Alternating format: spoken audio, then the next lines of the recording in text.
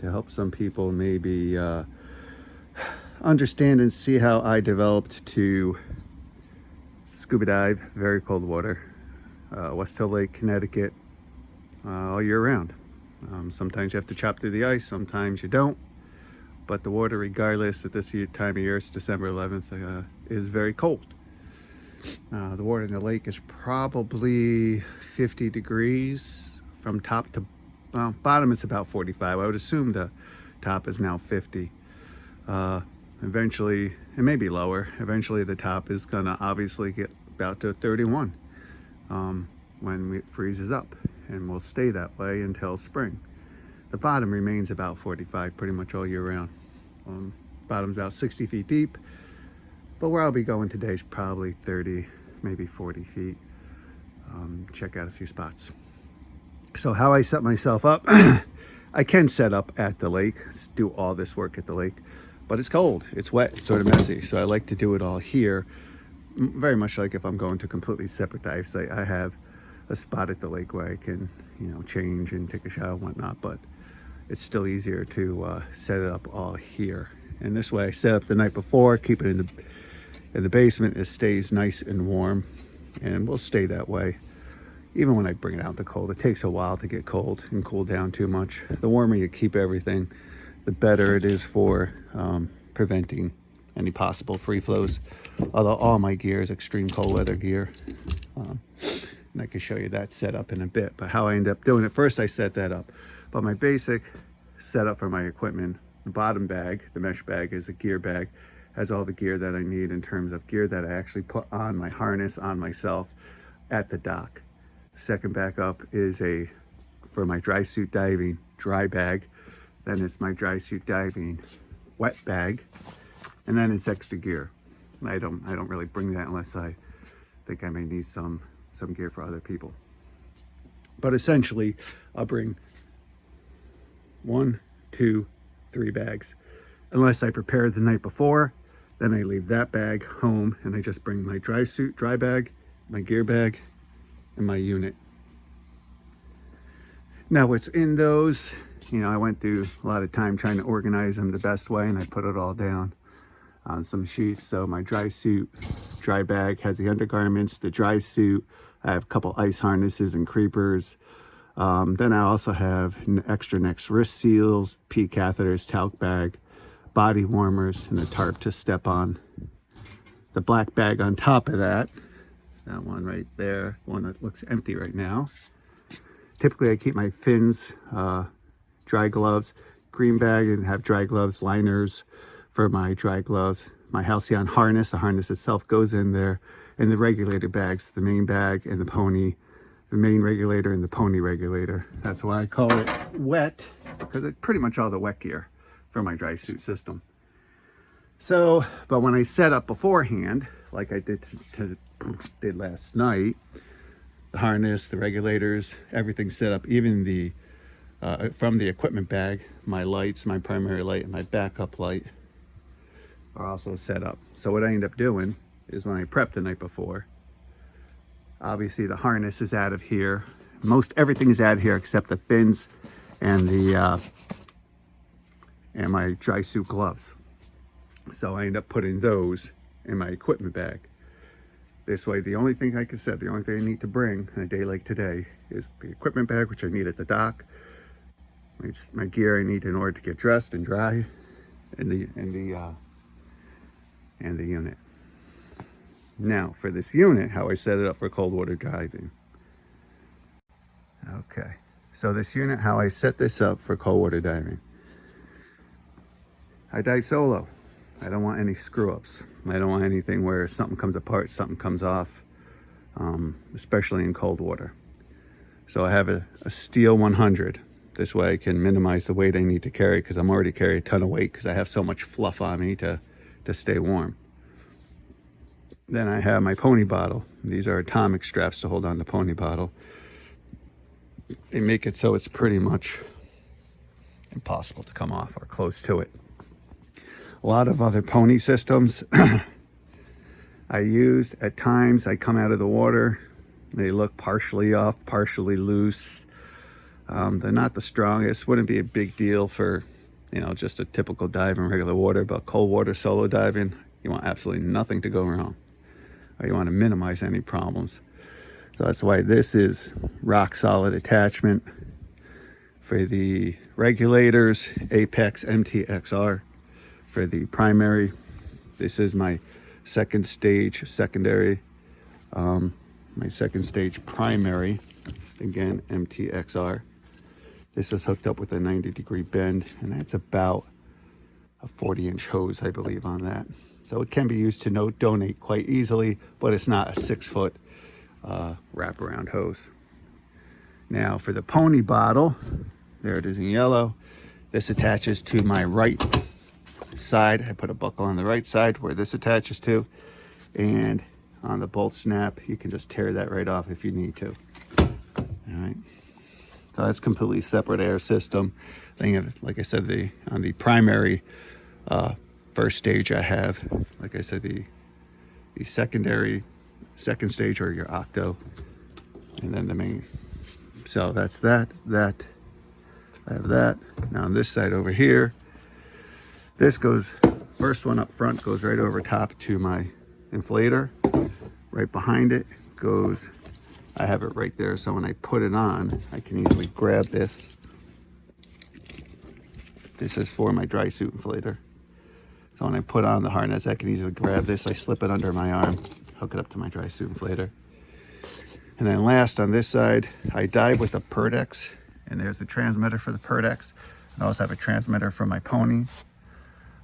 But if my main transmitter goes out and my Perdex is no longer operational in terms of my no decompression limit and whatnot, I never really, well, maybe I use this once. This is just a backup computer and a backup pressure gauge for my main tank.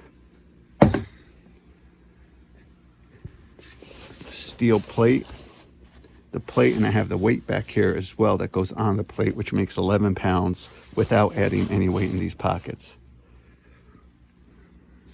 That's pretty much my setup. So, and like I said, primary light, backup light. And then I put this on a Halcyon harness. This doesn't come on a Halcyon harness. But when you're diving alone and you're, for whatever reason, walking around with a pack with this on your back, you need to pick something up, you forgot something. Do I need this to dive, to be in the water comfortably? No. Do I need it to walk around comfortably on dry land? Yes, because these slide a little bit down on my shoulders and put a lot of pressure on my shoulder joints. Yeah, adjust it right, blah, blah, blah. But unless I have this on dry land, it's somewhat uncomfortable to walk around when it's fully weighted.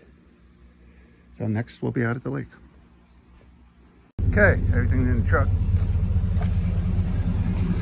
Those gloves, Tractor Supply, insulated, waterproof.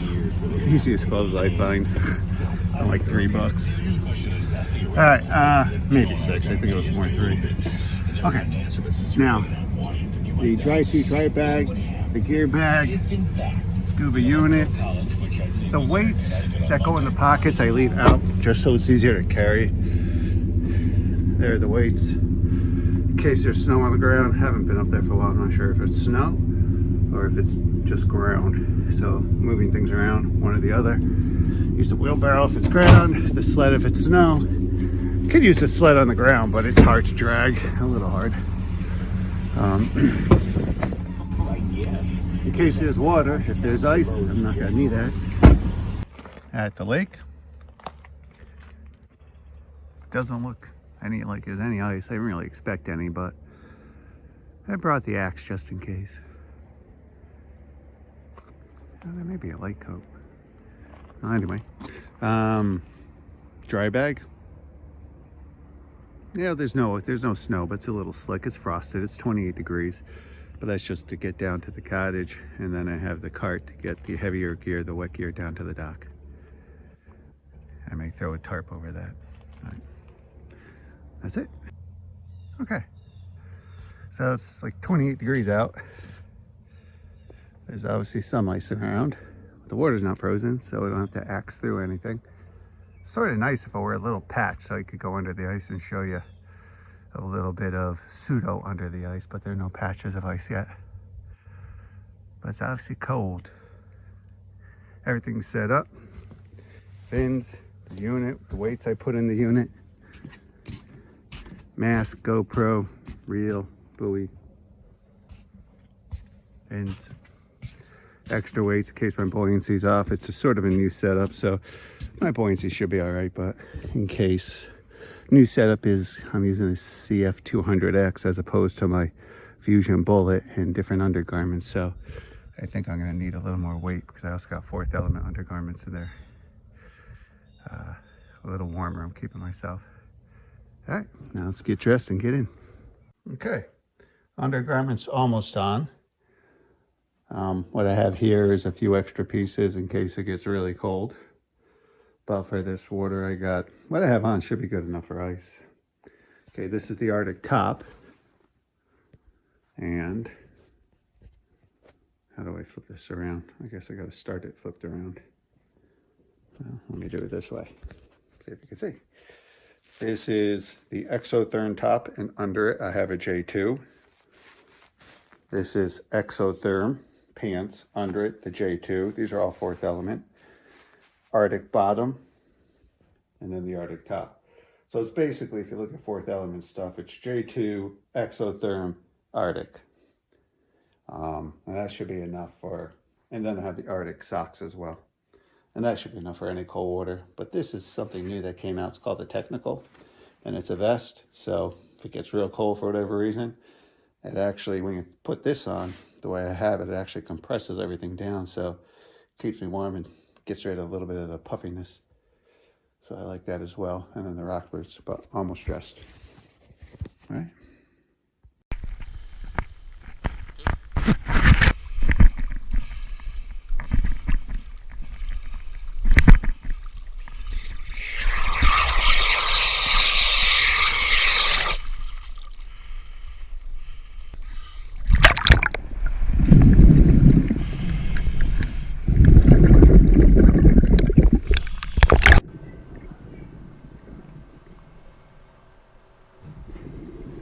Okay, so I'm in the water now, and the temperature was a little cooler than I thought it would be. I thought it'd be about 50, but it's a little bit cooler. Down the road, you'll see once the Peridex cools down a little bit, you see it's pretty much 41 degrees top to bottom. So as the year goes on, as the winter progresses, the top water is going to start to drop down even further, and then it'll start to freeze. But it's nice and clear, it's beautiful. There's a crayfish back there. And the suit is working awesome.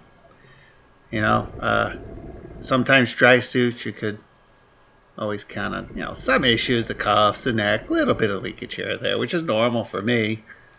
So dry is a relative term, but this really is a dry suit. This suit is, if I were to have a problem with it, I would immediately replace it, just like my Peridex.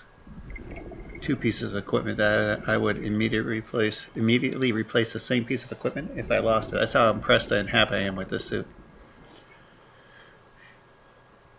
And so just going through a basic dive, just seeing how the insulation is, seeing what the water temperature is, seeing how I feel, seeing how much do I feel like I have too much under there, too little under there in terms of insulation, and it feels great. And the way I feel like I could easily just take what I have and bring it down another 10 degrees and be as comfortable as I could be under the ice. I might add one more vest on it. May do something a little bit different, but I could very comfortably be under the ice with the way I have it set up right now. But I want to just go down and give it a dry run, so to speak, and then go through some of my gear handling in the water, in this type of water. It's all sort of getting ready for once the ice forms. A little bit of gear manipulation, make sure that how and where it is on my harness and the way the suit fits under the harness that I have no interferences. And I really didn't. I had a few little things this time, which every time you go out, and a lot of divers, every time you go out, you'll figure out something that you want to try to do a little differently and modify in terms of gear arrangement, gear placement, just exactly where it is. And this is a sailboat that's been out there. I usually head out that way, and then from there I'll go one way or another. It's about 30 feet of water, the sailboat. It's a pretty big sailboat. Do a couple passes over it. And obviously it has a little time on it. It didn't sink yesterday, that's for sure.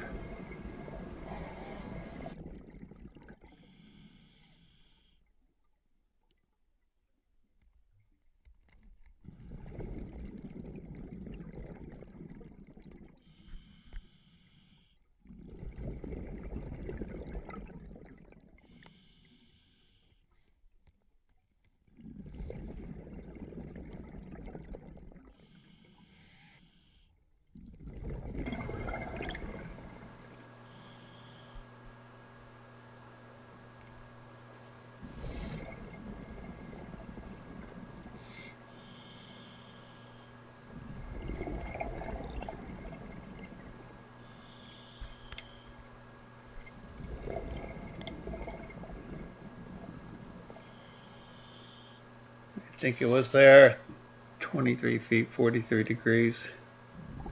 That's what it said on the Perdex. And the water in the lake is down about 4 feet.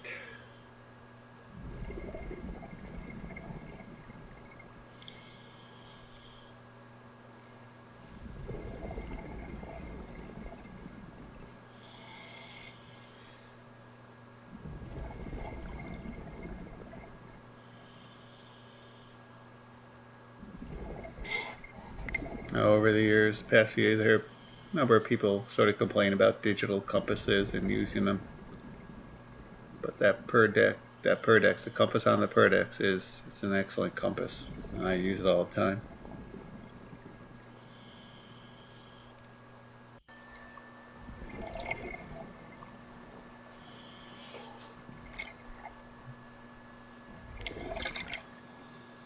Now what I'm doing now is just running through my second stages, practicing going from one to the other.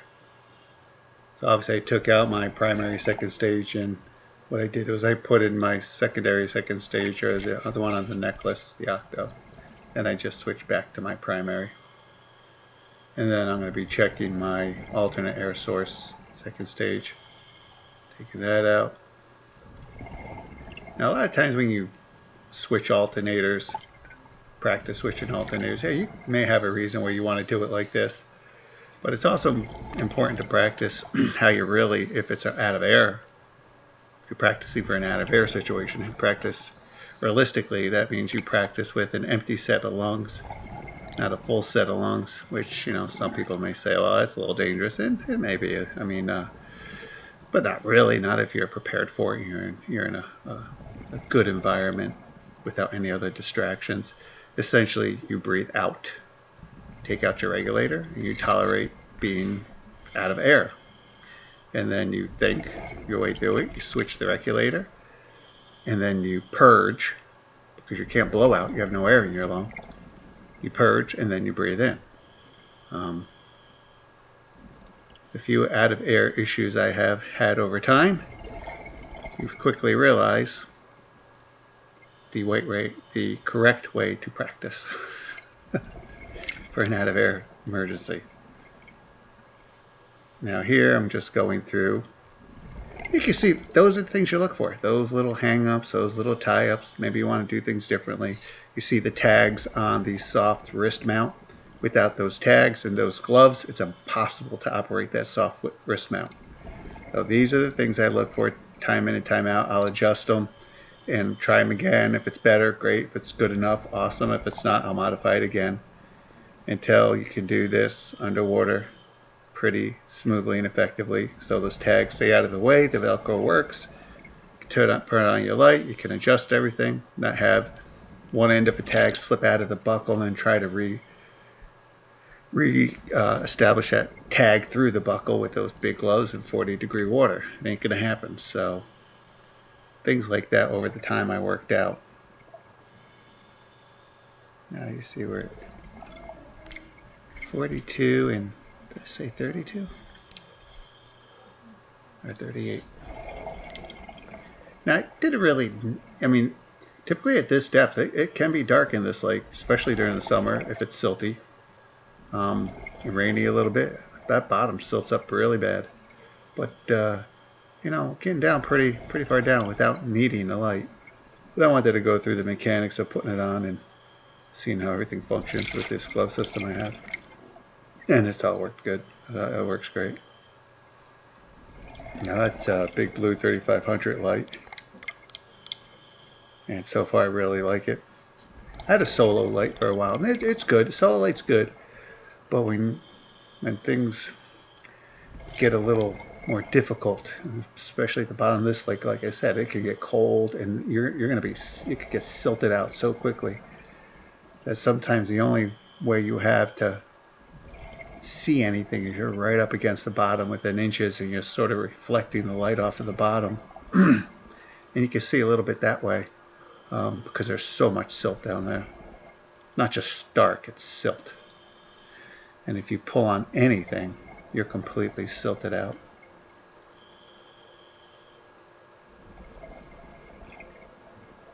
But the light, the way I have it hooked up to the glove, the way I had it mounted, so far everything's good.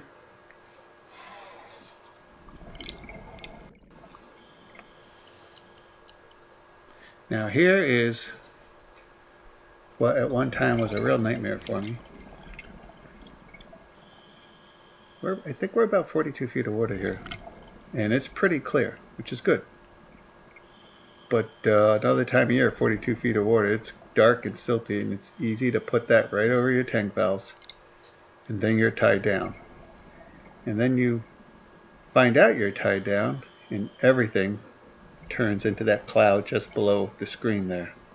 Everything around you gets black, and you're in the middle of that cloud. So you need to know where your line cutters are. You need to be able to feel what's holding you down. You need to be able to take your line cutter in that cloud and be able to cut whatever is holding you down while you have no visibility. So here I can obviously see. So what do?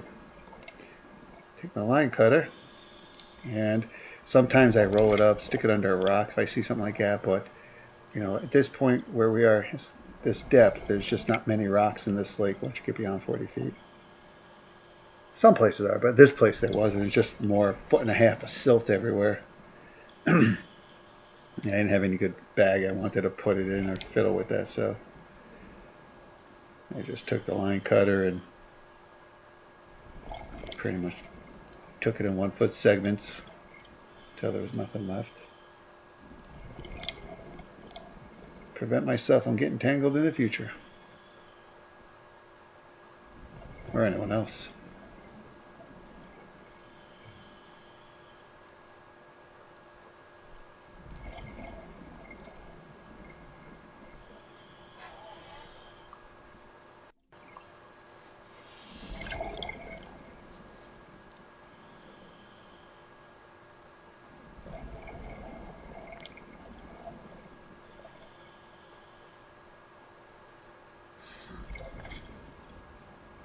So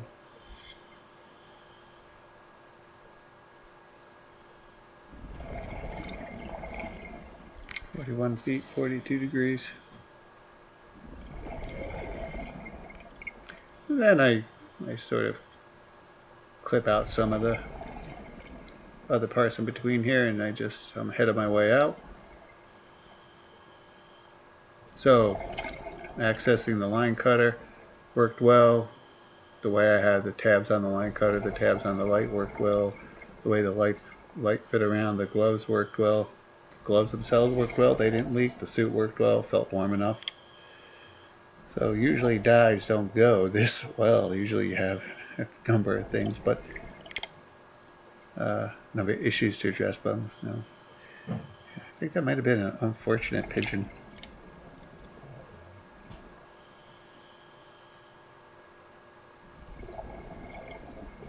Like a wing bone.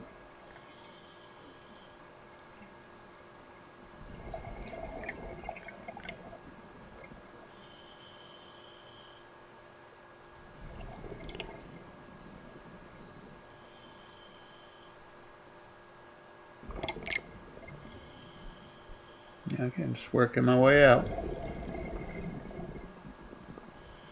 That's from a few dives before as an anchor weight I put up there.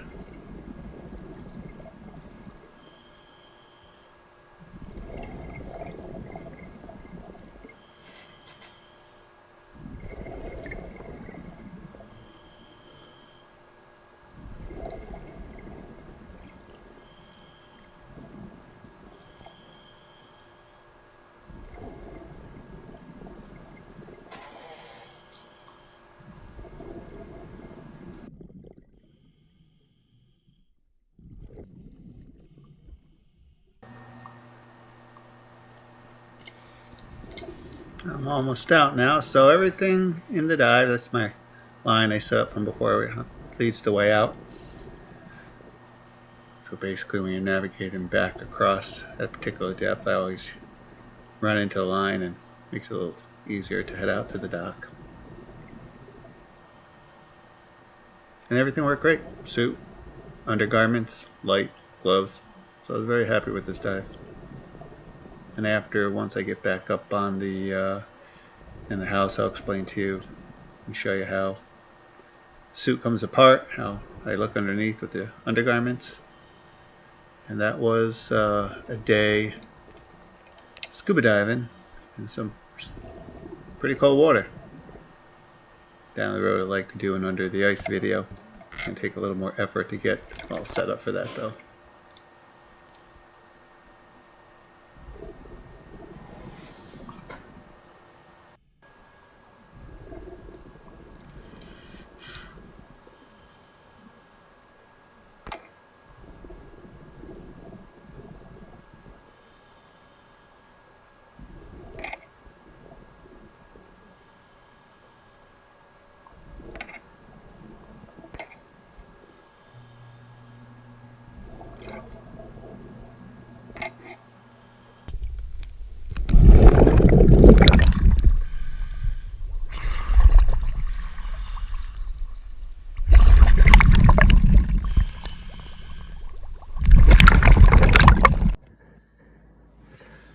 Alright, not trying to mess up the floor too much.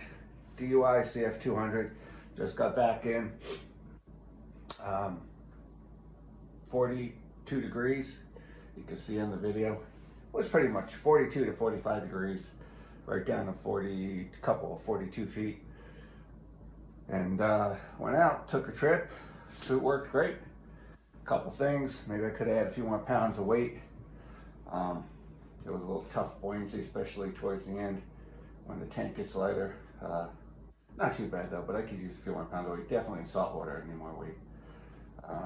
Now, these are the Kubi dry gloves with the zip seals. The zip seal is right here. You see the seam right there.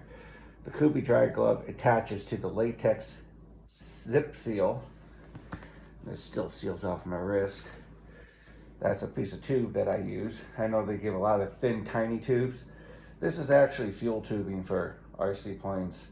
It works really good, silicone tubing, because it allows enough air to go through that if you look at my video in this cold water, hands do get cold. And my gloves are nice gloves, but they're pretty thin. I have other ones, I just don't wear them. These are pretty thin, so your hands can get a little cold. You can see it's nice and dry. But what I do is, use your hands for a little bit of buoyancy, put them out in front of you, put them up in the air above your body a little bit, and the air fills your gloves. And with that air goes nice warm air, so you'll warm your hands by raising them up and sticking them out in front of you a little bit.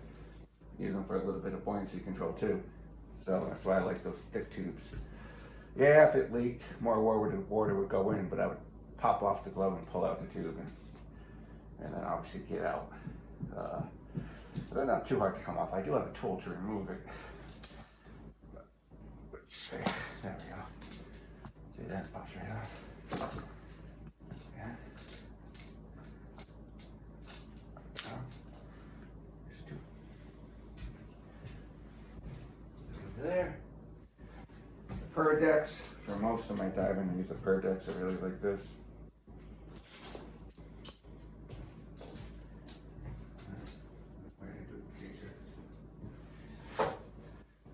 Now this is self-donning, so you can get in and out of it. What I like about this suit, well, the suit's an awesome suit. It just is. I was warm as could be. The only thing maybe a little bit more, maybe I could have worn a little bit of a thicker sock. And my hands, a thicker glove in my hands, a little bit more weight. That would have, everything would have been perfect then, but pretty close to a perfect dive. I like the fact that it's as strong as it is. It's warm. There's room underneath here for a lot of undergarments, but not too much. You know, they custom fit it, so you know I feel it here very little though. But the suit itself stretches. You know, so with full winter undergarments, I got a little bit of stretch up here, but very, very comfortable. Nice pockets. Keep my spare mask here in the right pocket.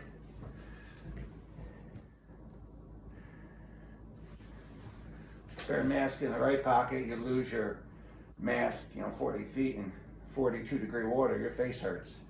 So I've got a spare mask there.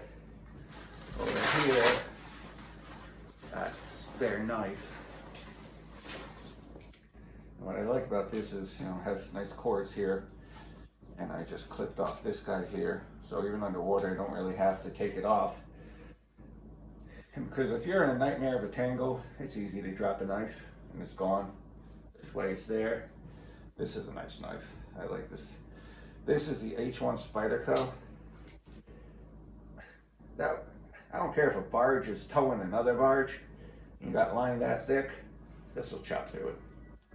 A lot of scuba knives, it's like a metal stick. I don't know why so many scuba companies make these knives and they don't give them to you sharp. They won't even cut the herring yarn. No, you don't want a sharp knife, you cut your suit. Yeah, if you're tied down and you can't see because it's silted out, the only thing you can see is 2 inches in front of your face, that rope that's holding you down, you want to cut it. You don't want to sit there and play with a metal stick against it. So, nice suit, nothing I like about it. I have 2 pockets, the Kevlar knee pads. I do a lot of metal detecting. I got the green overlay, the Kuba dry gloves I put on it. Light Monkey P valve, 55 years old, you gotta pee. If I was 25, maybe I could hold it. And I like the double zipper.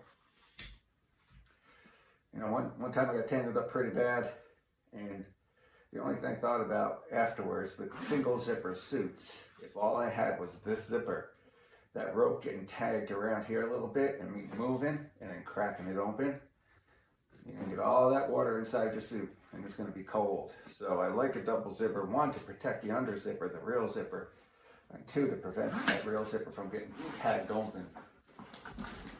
First, put this all the way back. Put it on your shoulder a little. That goes all the way back. And get the crash strap. That gives you a little bit of room to pull out of it. Open it up. I just take both sides here over my shoulder a little so I can get that zipper all the way back.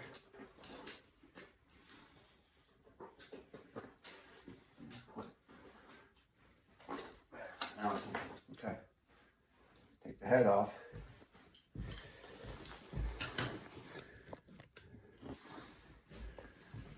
You don't want to pull it up over. You want to get your fingers inside the seal.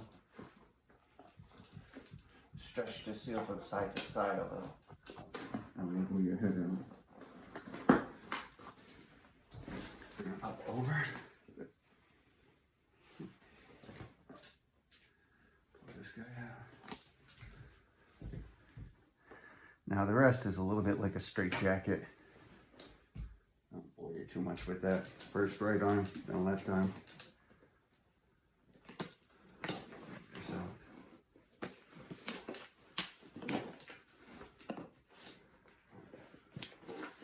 just bring the seal without pulling on too much.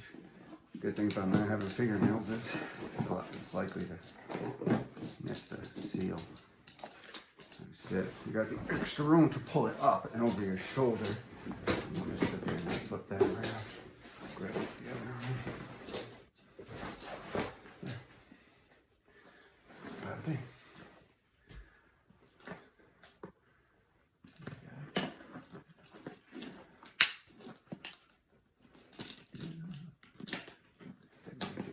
Knuckle.